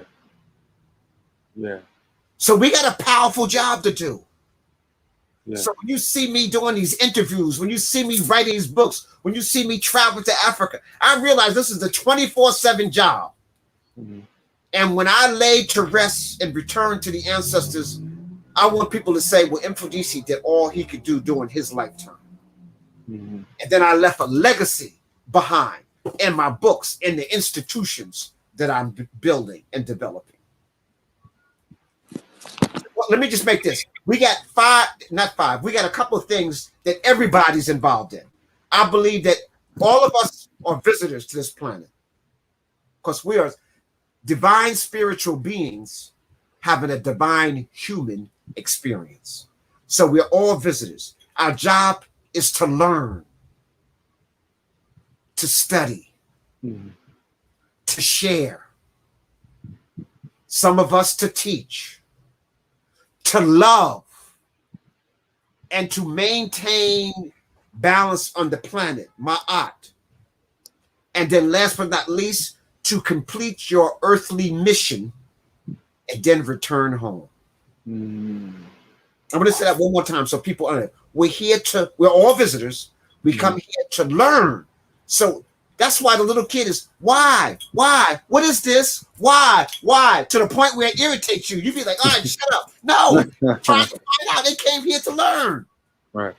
And then you go to school to study. Then when you find out something profound, you share it. There's some people that excel more than others, so now they teach it.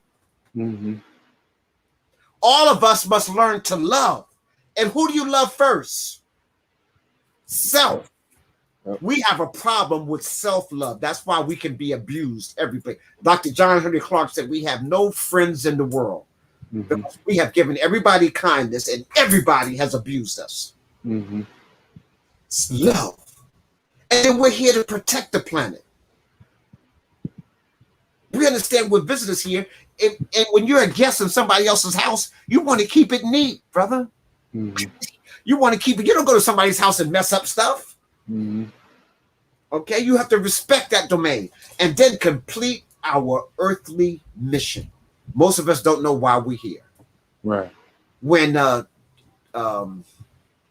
sister, the psychiatrist Frances Cress Welsing says she interviewed over 1,000 people at old people's homes and asked them what would they have done different, and 98% said they didn't do what they never knew what their mission was and they didn't follow it. And when they found out, they didn't even have enough energy to do it because they gave all their energy to their oppressor.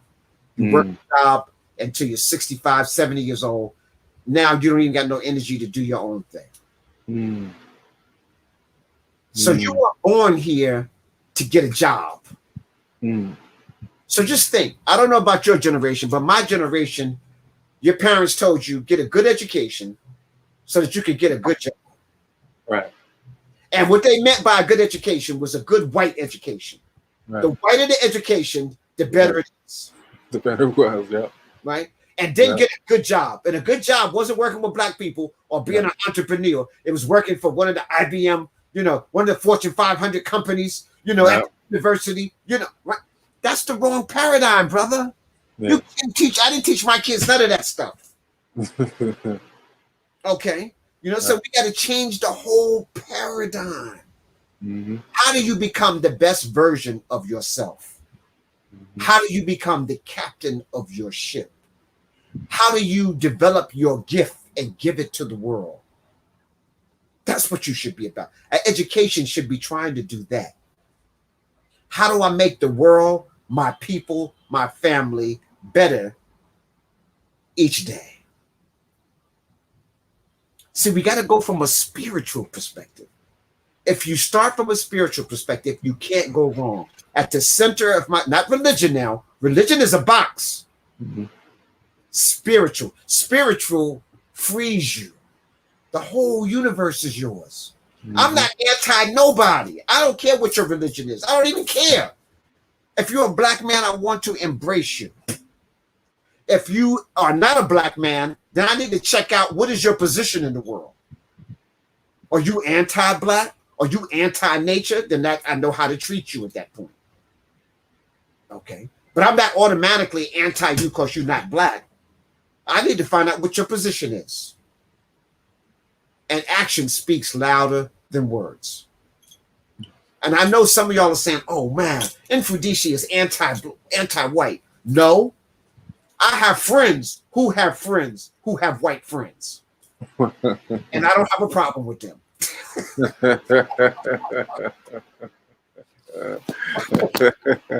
Brother, I want to thank you for coming on. I greatly appreciate it. This has been a most excellent interview and a wealth of knowledge.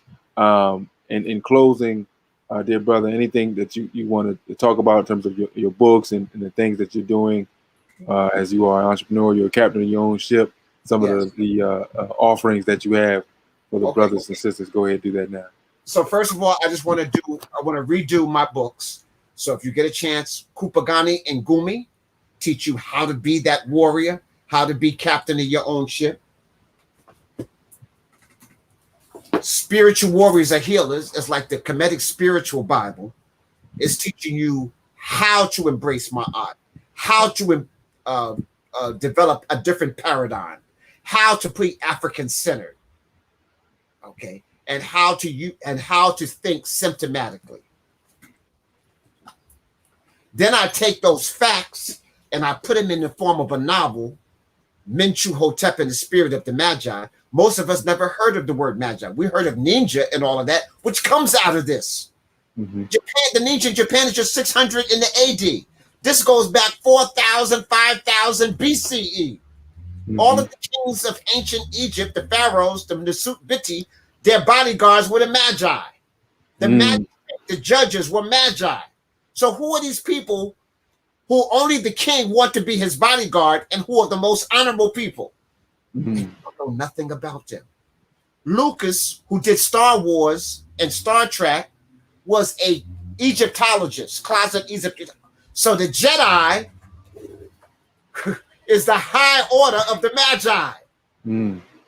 And they got you thinking the Jedi is from outer space. No, it's from Africa. Yeah. This book takes that to the next level and shows you just who the Jedi and the Magi are. Right. And we can re-invoke them today. So this book takes you on a rites of passage on how to use this Kemetic spiritual knowledge today.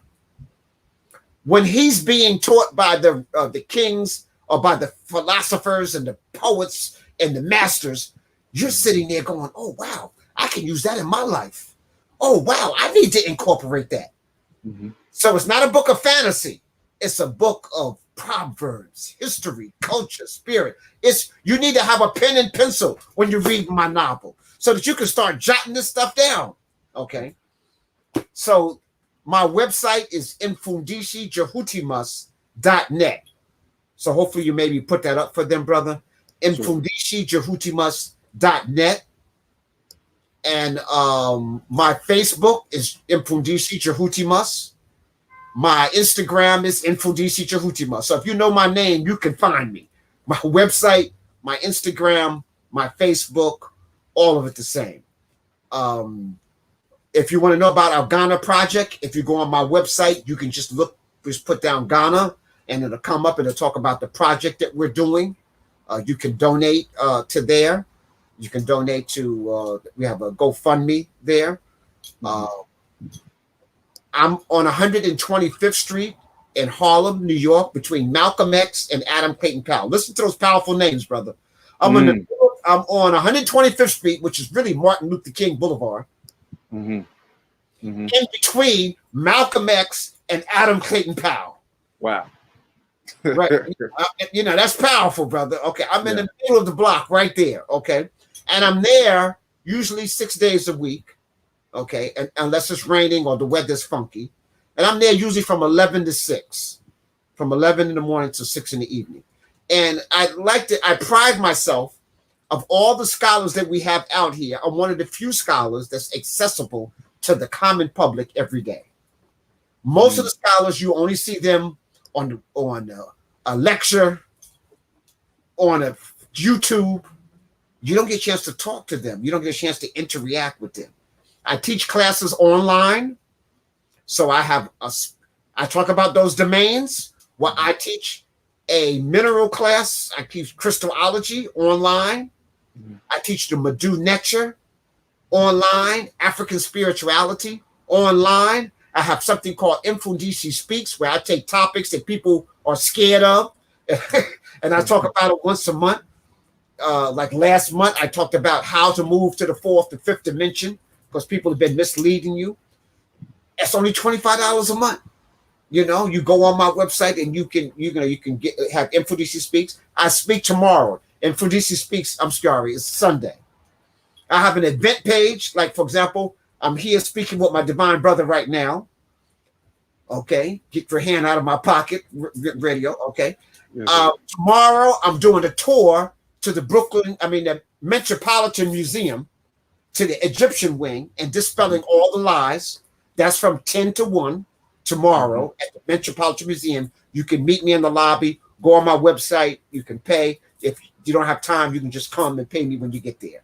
But I'm at the Metropolitan Museum in the lobby in front of the giant Egyptian statue. You can't miss it. It's the biggest thing in the lobby. I'll be right there. Sunday, I have Mfundishi Speaks. So I got a topic that people will try to shy away from. I'll be all over it this Sunday. Okay, so come out and hear me. Next semester, when we start again, I teach herbology. Turn your kitchen into a herb garden with all the things that you need to boost your immune system. And I teach you the herbs of the seasons and everything. I teach you how to eat correct food. I tell people, look, I'm in my 70s. I'm still almost doing backflips. Okay, you got to practice what you preach. This is not, unfortunately, a lot of my peers have fallen by the wayside, but I'm going strong, okay? And I'm going to continue to go strong. Brothers and sisters, practice what you preach. My first name is jhutyms, one who is articulate in thought, speech, writing, and action. So I live that. Mfundishi means great spiritual grandmaster. I live that. Ka N Heru means one who represents higher consciousness. I live that. Hassan Kamal Salim, a good person who was a peaceful warrior. I live that. So my name precedes me, my brother. And I like all those people who tolerated us for the last 2 hours almost. 2 hours. Okay. Thank you very much. And keep tuning in to get your hands out of my pocket. The brother's doing some good things here. Thank you again, brother. I greatly appreciate it. We certainly, me and my wife make our trips to New York every summer at least to see family and go to 125th. So hopefully with the next month or so, we'll be down there and we'll certainly visit your table and, buy some things and get some knowledge and wisdom and understanding.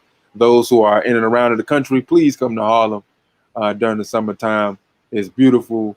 Come see our people. We're still there. They're trying to push us all out, but the brothers and sisters still here, still there holding it down. Once again, brother, I want to thank you again for coming. I greatly appreciate you, brother, and peace. And I'm gonna finish off uh, uh, the Shem the Shem Em Hotep Ankh Uja Seneb said, Ahatu. peace, brother. Yes, sir. Yes, sir. That was our brother, uh, Mfundishi did an excellent job, breaking down all those things that we all need to hear. It was an excellent interview. If you're in New York, the state of New York, and you're planning a trip to the city, please go out, support our brother. Mfundishi speaks every second Sunday at 9 p.m. He talks about the topics that certainly this channel and Black Hot Fire Network will touch on.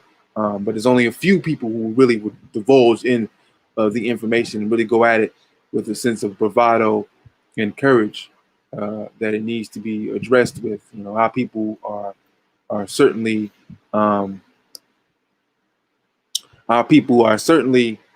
going through some things. We're dealing with some things, and we talked about politics. We talked about spirituality. What's more important? Combining the two, going in one without the other.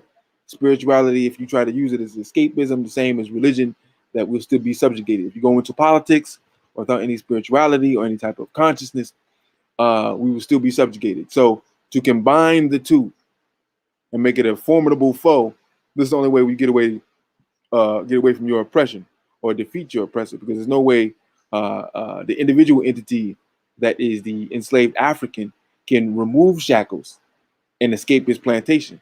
But in terms of the total African collective, we cannot run away. There is no running away. We talked about revolution, and we talked about standing up, poking our chest out, and fighting this beast. This beast has said, if we can't control the planet, no one will. No one.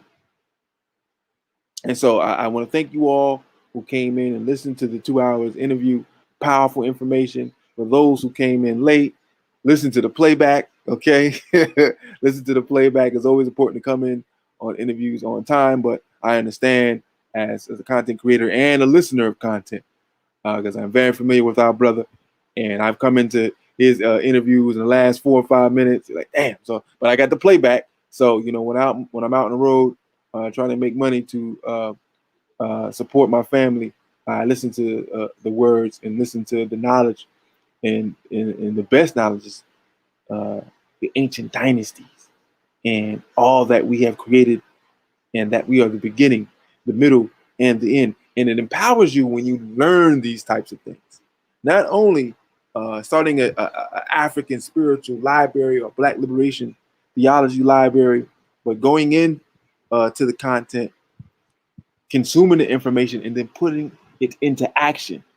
And as the brother said, myself and other individuals, Justice Else of Albany, New York, connected to the Nation of Islam, we have tried to put something together in Albany consciously. We had Brother Mfundishi come up, and that was our beautiful sister, Sirius B.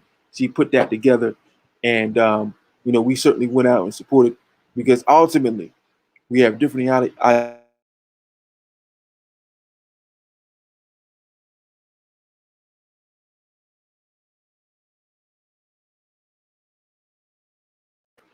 at the end of the day, we have to know about unifying in a way that is not uniformity, it's understanding we have a common denominator, we can work together for that common denominator, and that's all we need to do. And as long as we practice that code, keep that common denominator, we'll have some success. As Brother Mfundishi said, do what you have to do during your lifetime. Find it, what it is, your life's purpose. Stick to that, continue it until you transition. Leave a legacy behind Leave information behind so that those, hopefully, that are from your direct bloodline will take it and build upon it. But if you can't leave it to a direct bloodline, then have close confidants and friends, those who you are mentored and menteed, or believe in you, trust in you, love what you've done, and want to continue that. And you have to find them. You have to develop them. They won't just appear. We're looking for the Jesus. We're looking for the Messiah. We have to develop the Messiah. We have to give birth to the Messiah. Then teach the Messiah that the Messiah is here to be the Messiah. Don't be scared of it. Don't be afraid of it. Brothers and sisters, I want to thank you. I'll put up the, what's my thing at real quick. Do my little economic spiel real fast. And then I'll be gone because I'm sitting on this chair and my butt hurts. And even though I've gained weight and I went from 175 to 225, my butt still hurts sitting on the chair for 2 hours. I'm your host, Mr. X. Get your hand in my pocket, and X Sports, host sports revolutionaries. You can support the show, $, Mr. XR for Cash App. Listen to the playback again and listen to Brother Mfundishi's handles to be able to support him and his website and Facebook and so on and so forth, so you can support him financially. Finances is the most important thing in terms of revolutionary movement. All revolutions cost, right? For us to continue doing what we do, we need that support. And our brother has several streams of income as he's been doing this for 50, 60 years. Your brother's just starting, you know what I'm saying? But hopefully I continue to bring brothers like that. And I greatly appreciate that. And so that, you know, I have fishermen and fisherwomen who go out and find wonderful conscious brothers and elders and scholars who can give information so that you won't hear me ramble all the time on this channel. Okay? So thank you so much for listening. I greatly appreciate you all tuning in and coming to the channel. Please subscribe, share this, share it, listen to other videos. You may like your brother. You may want to hang out for a little bit. You know what I'm saying? You know, and just like Brother Mfundishi said, you can contact the individual. You can contact him. You can meet him. You can shake his hand. You can ask him questions. You can do the same thing for me. All right. So thank you so much. I appreciate y'all. Peace.